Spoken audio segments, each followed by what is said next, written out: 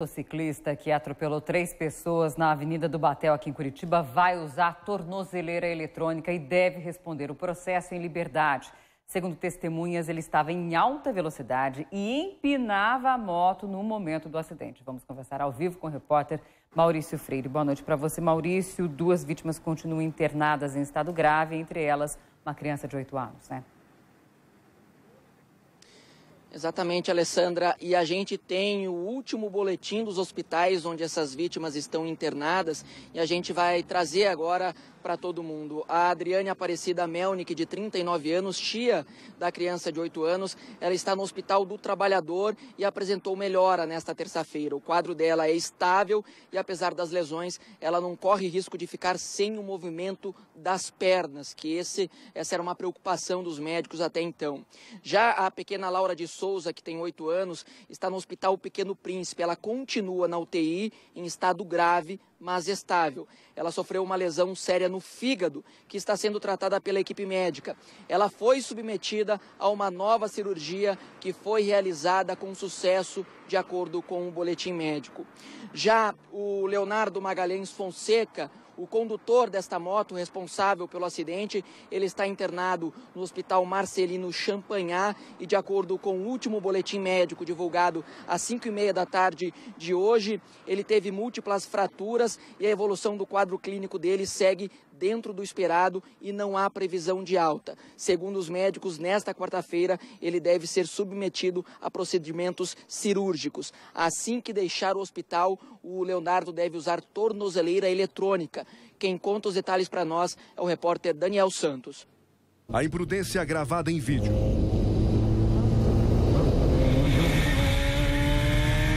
Testemunhada por esse motorista. Ele passa empinando a moto no corredor em alta velocidade.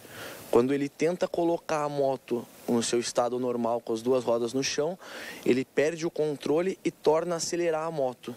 A hora que ele torna a acelerar, ele não vê, ou não sei se não conseguiu desviar, mas ele atinge a mulher com a criança no meio do caminho, se joga da moto, a moto vai pro ponto de ônibus e ele vai pro lado, para trás do ponto. Que expôs a irresponsabilidade de um jovem de 22 anos sobre uma moto de 1.300 cilindradas.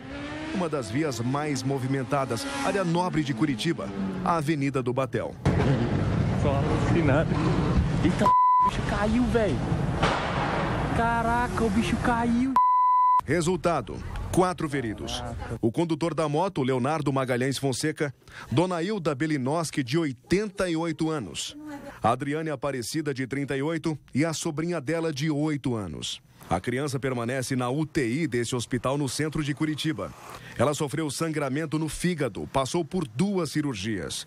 Os médicos aguardam melhorias no quadro de saúde para fazer o 3º procedimento cirúrgico. A tia da menina está em estado grave depois de sofrer traumatismo craniano, fraturas na coluna, braços e ossos do quadril. Moto em alta velocidade e empinadas são postagens comuns no perfil de Leonardo. Momentos antes do acidente, ele e amigos estavam empinando e gravando vídeos, conta essa testemunha. Eu me encontrava no posto de gasolina, onde é o local de encontro deles, né? De onde eles saem, fazem as manobras na via e voltam para ver se o vídeo ficou bom, para ser colocado nas redes sociais e na internet, né? E onde estava a fiscalização? A eletrônica não existe nesse trecho da Avenida do Batel. O condutor da moto não tinha permissão para dirigir. Sua habilitação foi suspensa há 2 anos pelo mesmo motivo que levou ele e mais 3 pessoas aos hospitais de Curitiba. Empinar moto em via pública. Na época, o Código de Trânsito Brasileiro considerava a direção perigosa uma contravenção, a infração de pouca gravidade.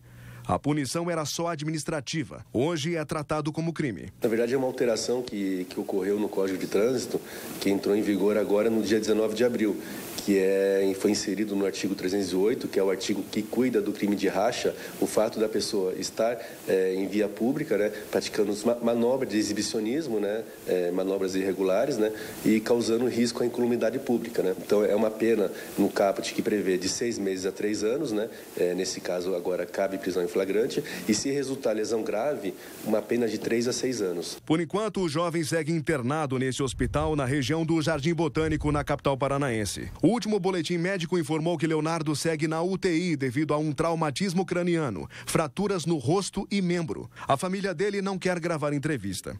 O Ministério Público entendeu não haver necessidade de prendê-lo. Promotoria se manifestou por uma medida alternativa à prisão: o uso de tornozeleira eletrônica.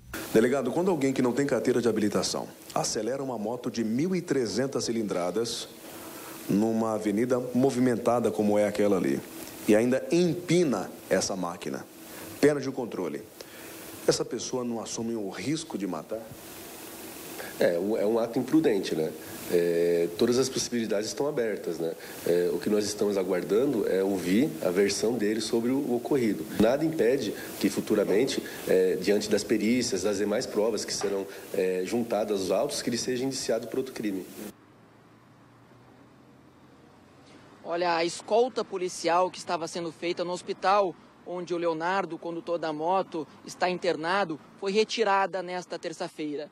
De acordo com o Departamento Penitenciário do Paraná, o hospital vai avisar quando o paciente receber alta e aí o DPEM vai até lá para instalar a tornozeleira eletrônica nele. Alessandra. Só tem uma explicação para tudo isso, né? A certeza da impunidade, né, Maurício? Porque ver essas imagens das pessoas usando as redes sociais para publicar a imagem de você empinando uma moto já é a certeza da impunidade, né?